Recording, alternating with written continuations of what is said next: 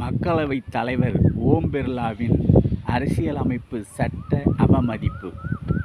Secular socialist என்ற முகப்புரையில் உள்ள சொற்கள் இடம்பெறாத அரசியல் சட்டத்தை எம்பிக்களுக்கு அனுப்பி வைத்தார். தமிழர் தலைவர் கண்டன அறிக்கை.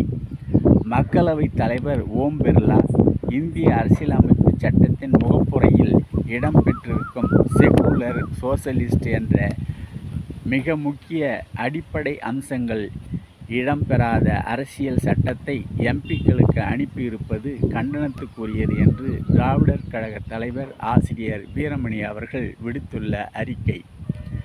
இந்திய நாடாளுமன்றம் மக்களவை தலைவர் ஓம் பிர்லா அனைத்து நாடாளுமன்ற உறுப்பினர்களுக்கும் அரசியலமைப்பு சட்ட புத்தகத்தை அனுப்பி இருப்பதாகவும் அதன் முகப்புரையில் தர்மம் மற்றும் மதசார்பின்மை ஆகிய ஆங்கில சொற்கள் இடம்பெறவில்லை என்பதும் செய்தியாக வெளிவந்துள்ளது. இது எதிர்க்கட்சிகளையும் அரசியல் சட்டத்தில் நம்பிக்கை உள்ளவர்களையும் மிகவும் கொந்தளிக்க வைத்துள்ளது. இந்தியாவை சீர்குலைப்பதில் தீவிரம் காட்டுகிறார்கள். இந்திய அரசியலமைப்பு சட்டத்திற்கு எதிரான இந்த செயலை அரசியலமைப்பு சட்டப்படி உருவாக்கப்பட்ட நாடாளுமன்றத்தின் மக்களவைத் தலைவர் செய்கிறார் என்றால் இந்தியாவை சீர்குலைப்பதில் இவர்கள் எவ்வளவு தீவிரமாக இருக்கிறார்கள் என்பதற்கு இதுவே அடையாளம் அல்லவா? அவர் அனுப்பிய புத்தகம் 1976க்கு முன் வெளியானதன் மறுபதிப்பு என்றும் அச்செய்தியில் குறிப்பிடப்பட்டுள்ளது. அப்படி என்றால் அதற்கு பிறகு மேற்கொள்ளப்பட்ட திருத்தங்கள் நாங்கள் ஏற்க மாட்டோம் என்று RSS பகிரங்கமாக அறிவிக்கிறது. அதற்கு மக்கள் தலைவர் பிரச்சார கருவியாக ஆகியிருக்கிறார் என்று தானே பொருள்.